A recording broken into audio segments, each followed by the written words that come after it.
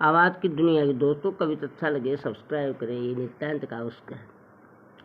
निर्लज्ज लाजे नाही हरे हरे, कंद 9 महीना की सुनी मन मोद भयो, पूछे जब खुश कैसे कहो दरसाई के, विचार में था इसी के ग्रीष्म ऋतु काल ये है, कंस ये व्यतीत करे कौन ठोर जाए के, सासरे की पिता पास जावे या मामा के द्वार, अब कहीं जाने की जरूर ना जनाई के, कहे सूर्य मुनि ऐसे निर्लज्ज लाजे नहीं, कारागार देवो चाहे गधे पे बिठाई के। एक व्यक्ति पर केस चल रहा था, उस पर गंभीर आरोप था।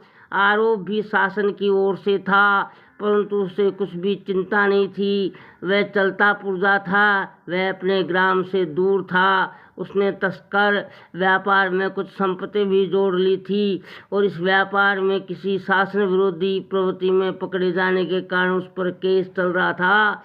आवाज़ की दुनिया के दोस्तों सज्जनों, आज फैसले का दिन था। वह फैसला सुनने को उत्सुक था।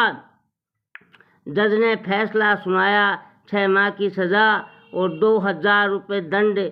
यदि दंड नहीं भरे तो 9 माह की सज़ा। उसने कहा, रुपये तो मेरे पास नहीं है। जज ने कहा, तो तुम्हें 9 माह की सज़ा भुगतनी होगी। उसने प्रसन्नता से कहा, चलो मेरी समस्या हल हो गई है, अब मुझे निर्णय करने की दिक्कत नहीं रही। जज ने कहा, क्या समस्या थी तुम्हारी?